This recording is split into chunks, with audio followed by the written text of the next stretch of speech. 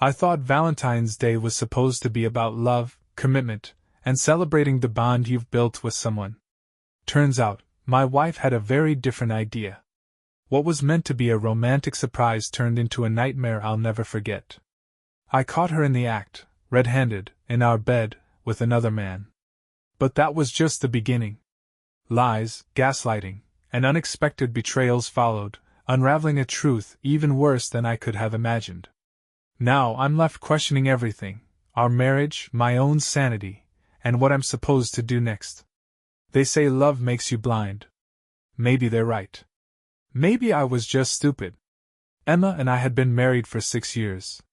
Long enough to know each other's habits, quirks, and moods.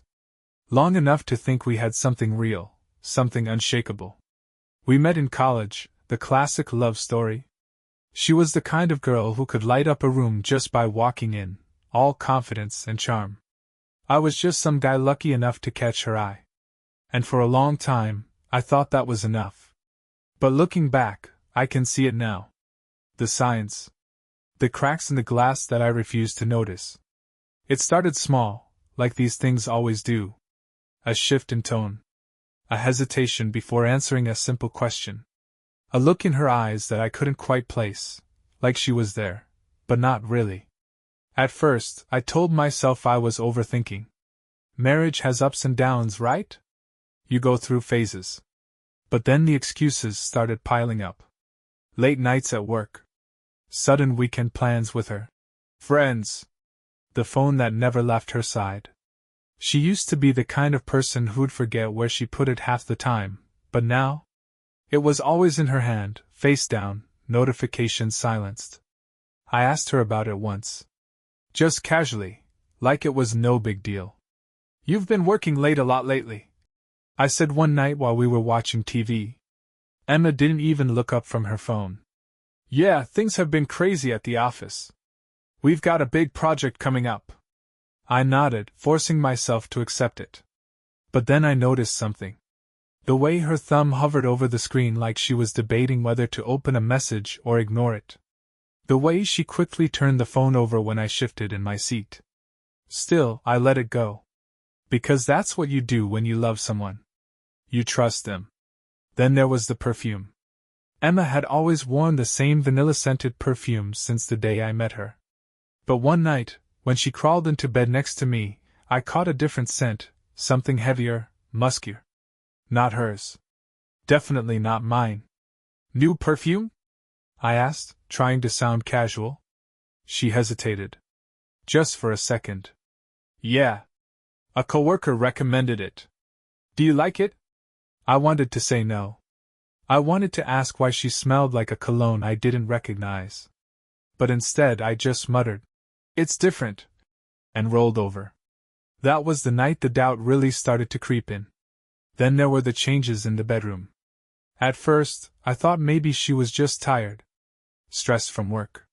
But after weeks of cold shoulders, vague excuses, and hurried kisses that felt more like obligations than affection, I knew something was wrong.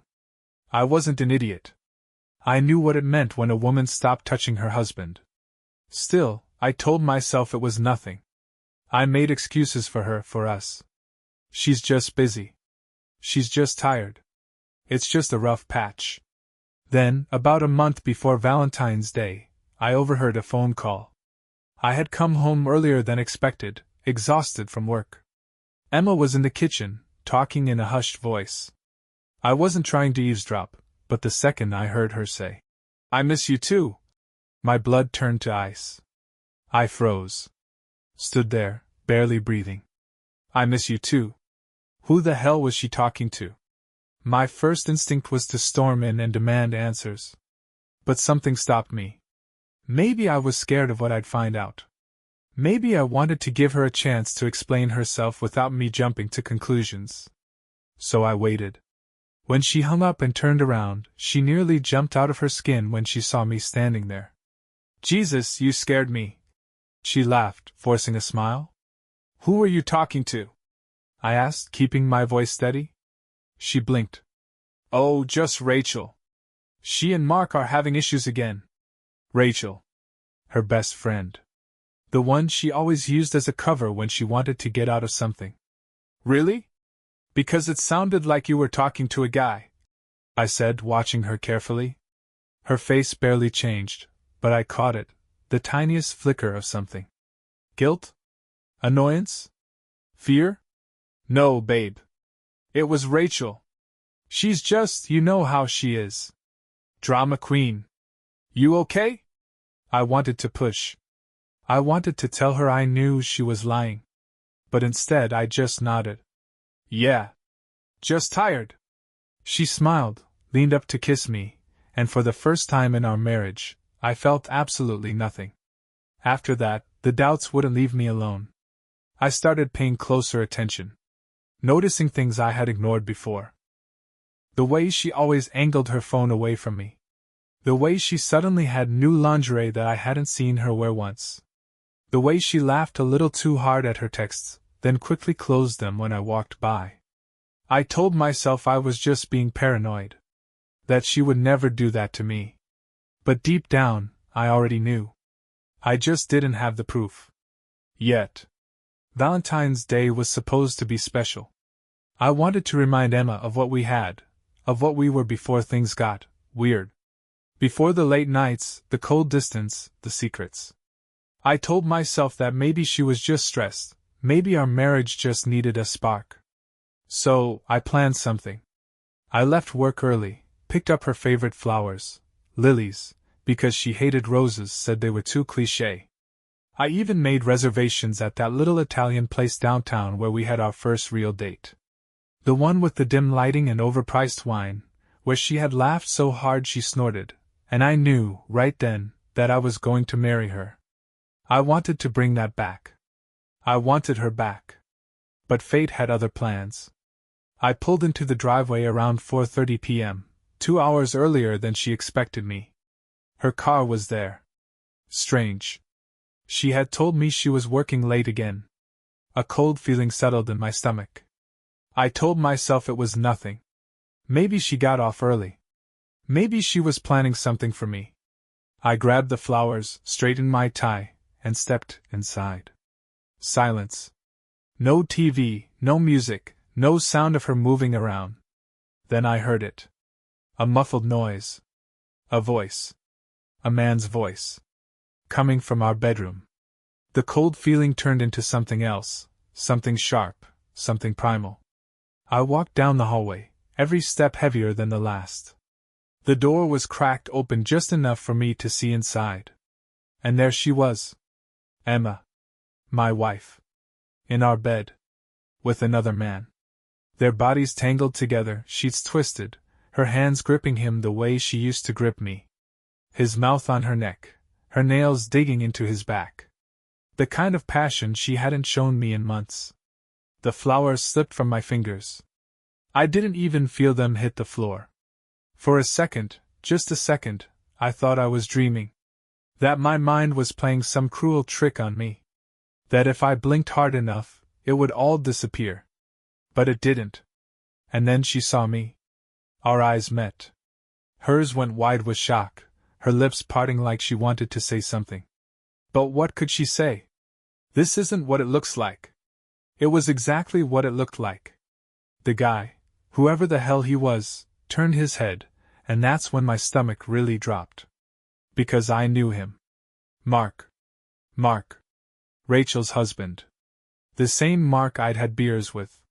The same Mark who had sat across from me at dinner, smiling like we were friends. The same Mark who had shaken my damn hand while fucking my wife behind my back. Something inside me snapped. I didn't think. I just moved. Before either of them could react, I was across the room. I grabbed Mark by the arm and yanked him off the bed. He hit the floor hard, scrambling backward like a scared animal. Dude, wait. I didn't wait. My fist connected with his jaw before he could finish his sentence. He grunted, rolling onto his side, blood already dripping from his mouth. What the fuck, Jason? Emma shrieked, pulling the sheets around herself like that made any of this better. I turned to her, breathing hard. My hands were shaking, but not from exhaustion. From rage. Are you seriously asking me that? My voice came out raw, broken. She had the audacity to look offended. Like I was the one ruining her night. I can explain. Explain? I laughed, a hollow, humorless sound. You were literally just fucking him, Emma. What the hell is there to explain? Mark groaned on the floor, trying to sit up. I kicked his clothes toward him. Get the fuck out of my house before I break your goddamn face. He didn't need to be told twice. He grabbed his pants and stumbled out of the room, half naked, leaving Emma and me alone in the wreckage. Silence. Then she started crying. Jason, please. No. My voice was ice. I don't want to hear it. It was a mistake. A mistake? I let out a bitter laugh. How long? She hesitated. That was enough of an answer. How long? She wiped at her eyes, voice barely above a whisper. A few months. A few months. My hands clenched into fists. And Rachel? She flinched. That told me everything. Rachel knew. My stomach turned. I felt sick. I was going to end it, she said quickly, as if that made it better. I swear, Jason, I love you, I just... No, you don't. She froze. If you loved me, you wouldn't have done this. She opened her mouth, but nothing came out. Good. Because I was done listening. I turned and walked out, leaving her sitting there, wrapped in the sheets she had just fucked him in. I needed air. I needed to think. I needed to get the hell away from her before I said something I couldn't take back. Or worse, before I forgave her. I didn't sleep that night. After walking out, I drove aimlessly for hours, hands gripping the steering wheel so tightly my knuckles turned white. My mind kept replaying the scene, Emma, tangled in the sheets, Mark's hands on her, the look on her face when she saw me standing there. Shock. Guilt. Then something else. Fear? No. Annoyance. Like I was the one who had done something wrong. Like I was ruining her night. I should have been furious. I should have been thinking about revenge, about calling Rachel and blowing everything up. But all I felt was empty. Like something inside me had died. When I finally pulled back into the driveway, the house was dark. Her car was still there. She hadn't left. Of course she hadn't. I stepped inside. She was waiting for me. She sat on the couch, wrapped in a blanket, eyes red and swollen. The TV was on, but she wasn't watching it. Just staring at nothing. The second she saw me, she shot up. Jason! Don't! I walked past her, straight to the kitchen. I needed a drink. Something strong enough to burn away the taste of betrayal. I grabbed a bottle of whiskey, poured a glass, and downed it in one go. She followed me in. Can we talk? She asked softly. I laughed. A hollow, bitter sound. Talk? You mean like how husband and wife are supposed to? Or do you mean the kind of talking you and Mark were doing in our bed? She flinched. I deserve that. You deserve a hell of a lot more than that. Silence. She wrung her hands together, biting her lip. The same lips that had been on him just hours ago. It wasn't supposed to happen like this, she said finally. Oh? I set my glass down. How was it supposed to happen, Emma? Were you planning on telling me at dinner? Maybe over dessert? Oh, by the way, honey, I've been screwing Mark for months, past the tiramisu. Stop. She squeezed her eyes shut. Please, Jason. Just let me explain. I folded my arms. Fine. Explain. She took a shaky breath. I never meant to hurt you. I laughed again. That's it? That's your explanation? I was lonely. I blinked. Lonely? She nodded, eyes welling up with fresh tears. You were always working. You stopped looking at me the way you used to. We barely talked anymore. I felt invisible. I stared at her, trying to process the audacity of what she was saying. So let me get this straight, I said slowly. You felt lonely. Instead of talking to me, your husband, you decided to fuck Mark? That's your logic? It wasn't like that, she snapped, her voice rising. It just happened. It just happened, I repeated, nodding. Right. So one day you tripped and fell onto his dick?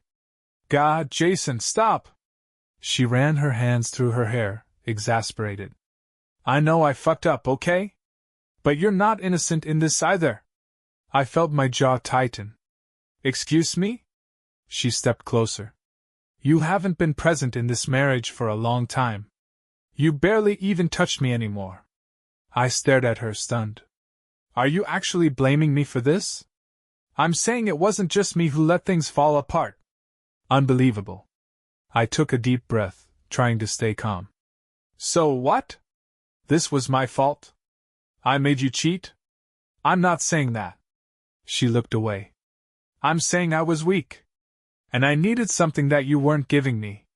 I clenched my fists so hard my nails dug into my palms. What about Rachel? She flinched again. Did she know? Silence. Jesus Christ, Emma, did she know?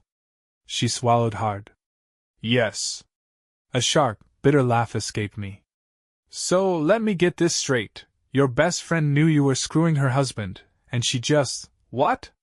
Looked the other way? Emma wiped at her face. It wasn't like that. She suspected something. I think she was in denial. I shook my head, feeling like I was going to be sick. And you were just fine with that? Letting her live in a lie? She had the nerve to look hurt. I didn't want to hurt her. But hurting me was fine? She opened her mouth, then closed it. Because she had no answer for that. I should have left right then and there. I should have walked out, slammed the door behind me, and never looked back. But I didn't. Because despite everything, a part of me, some stupid, pathetic part, still wanted to understand. Still wanted to believe there was a reason for all of this. Did you ever love me? I asked, my voice quieter now. Her breath hitched. Of course I did. Did? She froze. Not do. Did. Tears spilled down her cheeks. Jason. Just answer the question, Emma. Silence. Then she whispered, I don't know. And just like that, the last piece of my heart shattered. I turned and walked to the bedroom. The same bedroom where she had betrayed me. I grabbed a suitcase from the closet and started throwing my clothes into it. Emma rushed in behind me. What are you doing? What does it look like? Jason, please don't do this. We can fix this. I zipped the suitcase shut. No, you can't fix this. You made sure of that the second you spread your legs for him. She burst into fresh sobs, but I felt nothing. Not anymore. I walked past her, suitcase in hand, heading for the door. Where are you going? She choked out. Anywhere but here. I stepped outside, letting the cold night air hit me. I didn't look back. Because there was nothing left to see. I didn't have a plan. When I walked out that night, I wasn't thinking about where I'd go or what I'd do next. I just knew I couldn't stay. Not in that house. Not with her. Not in the place where my marriage had died. So I drove. I checked into a cheap motel on the edge of town, the kind with flickering neon lights and cigarette burns on the bedspread. It smelled like stale beer and bad decisions. Fitting. I dropped my suitcase on the floor, sat on the edge of the bed, and just stared. The silence was suffocating. For the first time in years I was alone. No Emma. No routine. No home. Just me, a shitty motel room, and the weight of everything I had just lost. I didn't sleep. How could I? Every time I closed my eyes I saw them. Mark's hands on her. Her lips on his. The way she looked at me when she realized she was caught, not guilty, not ashamed, but annoyed. Like I was the one ruining her life. I wanted to hate her. God, I wanted to. But all I felt was empty. I had spent years building a life with Emma. 6 years of memories, inside jokes, late-night talks, lazy Sunday mornings, and whispered, I love yous. That I thought meant something.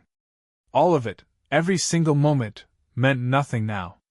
I thought about the way she cried when I walked out. The way she reached for me like she actually gave a damn. But she didn't. Not really.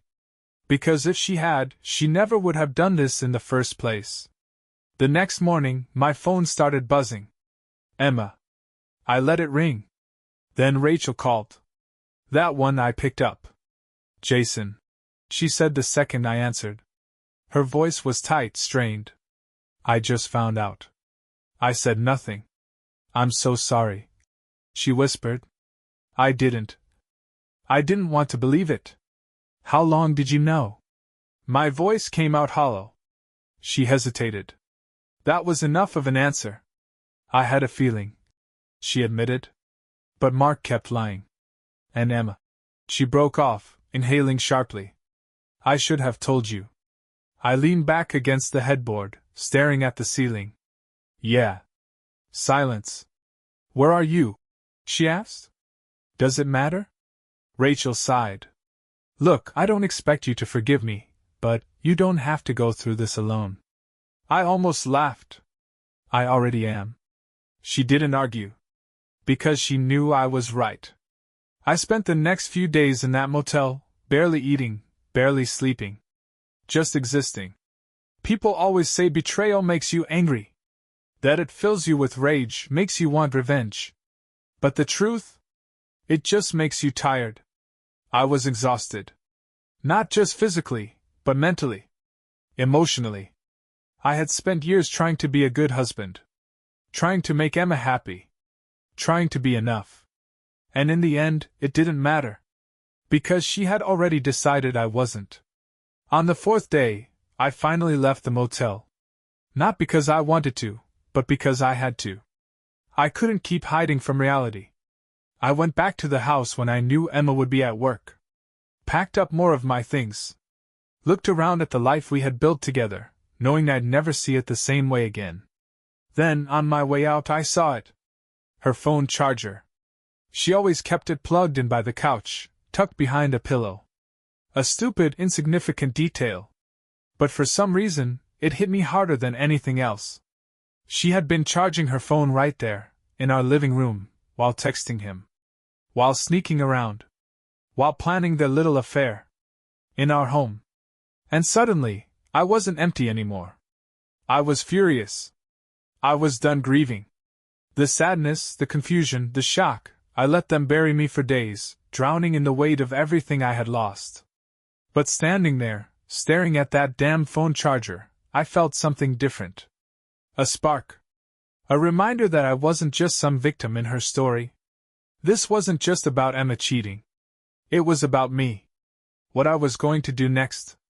And I knew exactly where to start. I met with a lawyer the next morning. He was an older guy, mid-50s, with a no-nonsense attitude.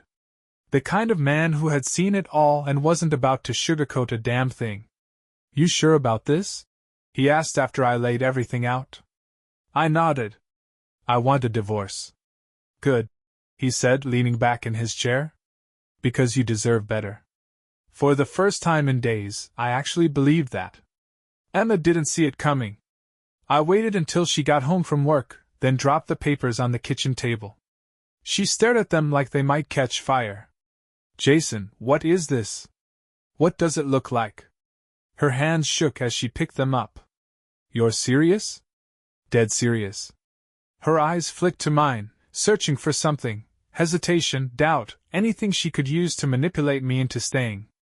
But I had nothing left to give. Jason, please, we can fix this. No, you can't fix this. I cut her off before she could start spinning her bullshit. You made your choice. Now I'm making mine. Tears welled up in her eyes. I love you. I laughed. No, you don't. She reached for me, but I stepped back. For the first time, I saw her clearly, not the woman I fell in love with, but the woman she had become. A liar. A cheater. Someone who was only sorry because she got caught. You don't get to hurt me and then beg me to stay, I said quietly. That's not love, Emma.